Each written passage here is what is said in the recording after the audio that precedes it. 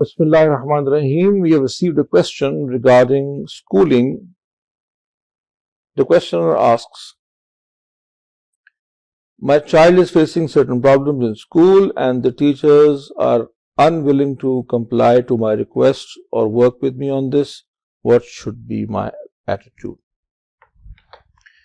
I think the first and foremost thing is to go to the school and convince the teachers that you and them are on the same team.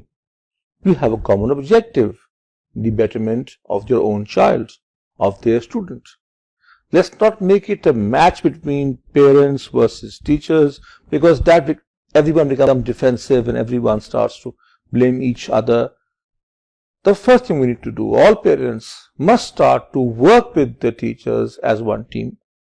Inshallah, with this cooperation, things will get better.